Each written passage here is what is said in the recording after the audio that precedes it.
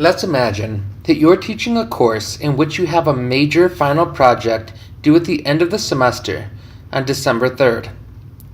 We know that many students in the online learning experience may find it difficult to stay self-motivated and on task as they work towards that major project. We also know that it's helpful for them to receive feedback along the way. One thing that we can do is provide instructor-provided deadlines for checkpoints or benchmarks along the way. Different aspects for the final project, of course, will look different depending on the nature of the course and the project itself. It could be anything from selecting a research question to determining the media and the material that somebody would use to beginning to conduct research or whatever it might be. But any project, any large project, can easily be broken down into specific things that have to be done in order for that project to be accomplished.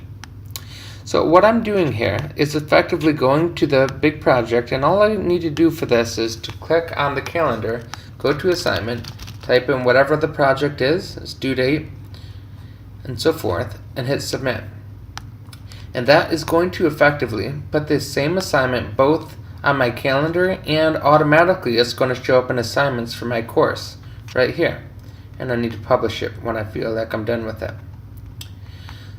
So it will do that automatically. Alternatively, I could create the assignment right here in my assignments.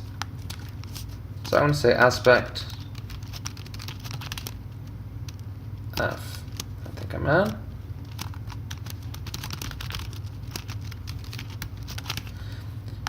And I can make this due, let's say December 1. I can make it worth points if I want to, just as small points to make sure that people feel motivated to stay on top of it. Save and publish. And you'll notice when I go back to my calendar, to the month of December, refresh it, that shows up here. So there's a syncing that occurs between your assignments and your calendar. No matter where you put the item, it will show up in both places, which is pretty neat. So by simply fanning out the assignment to have students have certain things to do prior to the final deadline, I allow my students to break that project down into smaller parts and accomplish things in a way that helps them make sure that they are in fact making progress. It allows me as the instructor to make sure that they're making progress, and allows me to give them feedback if I see that the work that they're doing is not on the right track towards the final product. All very important things for ensuring that the students are able to succeed in the way that we intend for them to. A second way of approaching this is not for the instructor, him or herself, to lay out these aspects and these benchmarks, but to encourage the students to do it themselves. For example, if I were a student in this course and my instructor encouraged me to set 5 benchmark deadlines that were specific to my project, this might be very helpful in settings in which students are choosing projects that might have different kinds of benchmarks and different timings for those benchmarks if you're teaching a course that is very dynamic in terms of what students might choose to do for their projects. Thus, students might themselves, and this could be an assignment unto itself, determine specific dates in which they're going to accomplish specific things.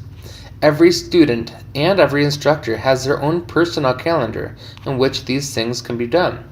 So they simply select a date and they type in, for example, finish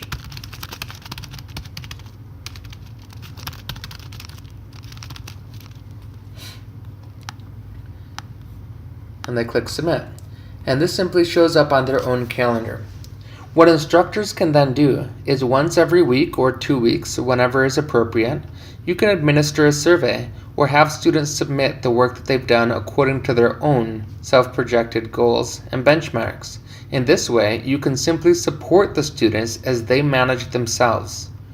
Both of these options can be appropriate, and it's up to you, the instructor, to decide based on the maturity of your students, the type of the task, and the circumstances, whether providing those benchmarks and checkpoints yourself or enabling them to provide them and watching based on their responses is more appropriate.